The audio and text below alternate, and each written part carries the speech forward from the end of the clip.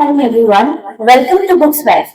So today with us we have Hemangini Dutt Majumder, who together brings mystery, humor, and distinctively Bengali bottle charm. In her book, The Scratch and Sniff Chronicles, she has placed women at the heart of crime fiction while playing brilliantly with the atmosphere and even the sense of smell. So now let's go on and the BooksWagon, where stories meet voices. We are really glad to have you here today. Absolutely. It is wonderful to be here and it's wonderful to be chatting with you, Shubhangi. I'm looking forward to our chat. Well, first I would want to know about the title. Okay, so it says it's the ancestral smell chronicles. Yes. So what is it with the sense of smell? What is the story behind the title of the book? So my lead protagonist is this woman called Olympia Ghoshal Chatterjee. Okay? And there's a story behind why she is Chatterjee as well instead of the usual Chatterjee.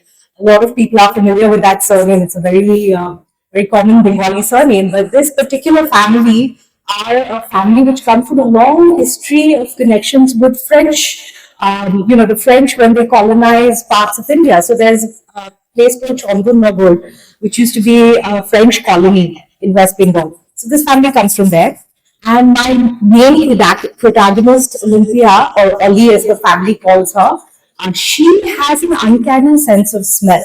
So she has a condition, a medical condition, which is not common in the world, but not, I think, spoken as much about, called polycystic ovaries. And an unusual symptom of this is hormonal imbalance and leading to a quite uncanny sense of smell. So this forms the lens for the book, which is why smell and it is Scratch and Sniff Chronicles. Very specifically, of course, the word scratch and sniff came to me because when you read the book, you realize the tone is one of whimsy and there's a lot of humor in the book and there's a childlike quality to my main protagonist. And so I thought of, the scratch and sniff stickers we used to have when we were young. And they always had this sense of, what will the smell be? So in a mystery, again, you're scratching the surface and a smell comes out and you're like, I can smell something suspicious. What's going on? So that's the background.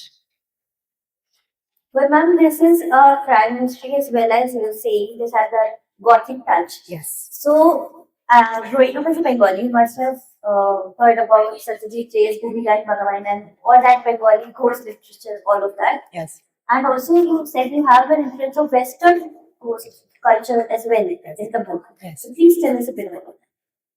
So, of course, thank you for bringing that up. That's exactly, we were talking about that.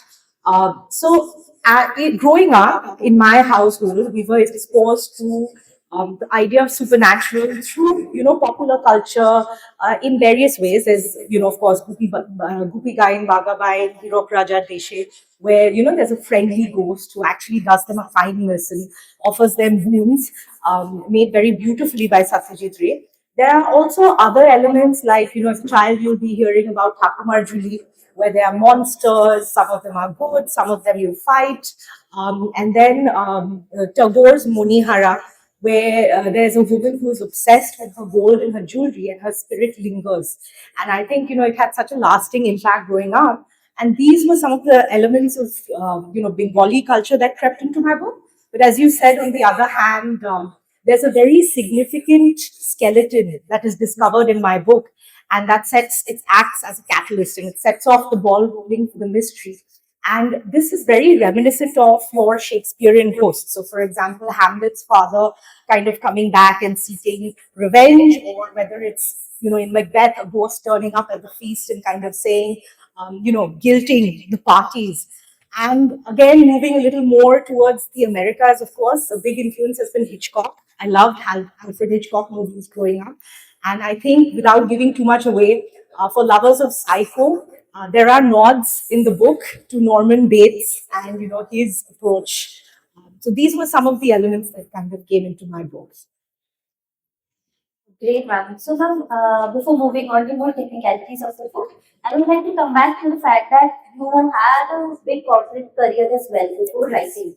So, why did you switch to writing now? So, very interestingly, all my life, murder mysteries, crime fiction, gothic fiction, these have been my happy place. And people always think that's a strange thing to say because obviously these deal with very dark themes. But growing up, this is what I did with my family. My mother was an avid, crime fiction fan. We would watch a lot of spy thrillers.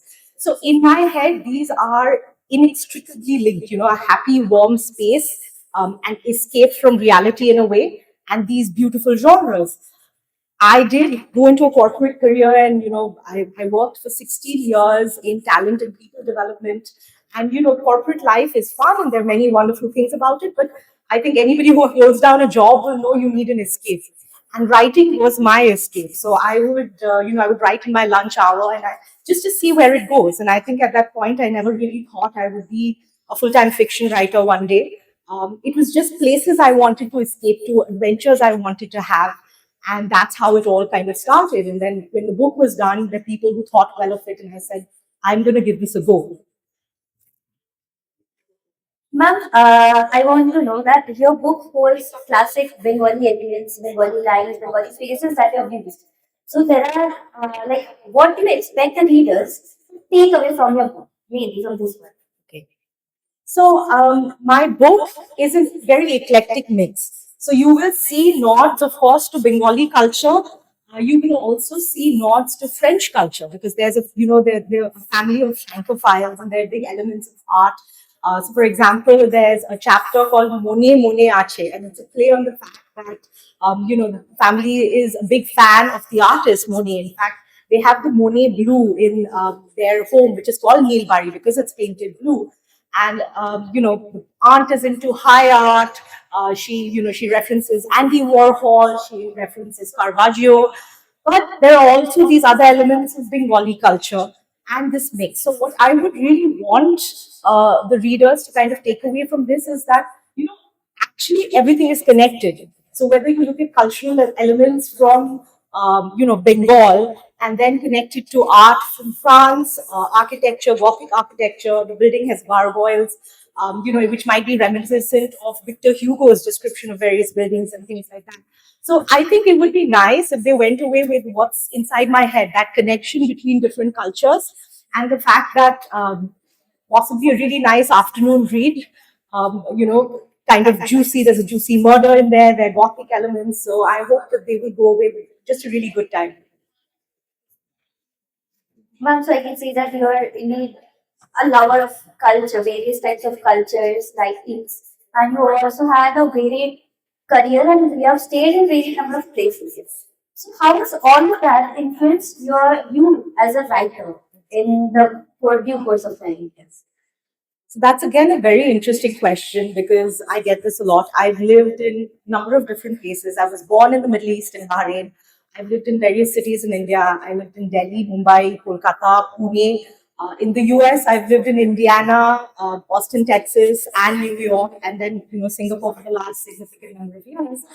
And I think what happens is many people believe that that when you have this kind of a nomadic lifestyle, that your approach to home, you probably can adjust in various places, and you're very open to different cultures, which is very true.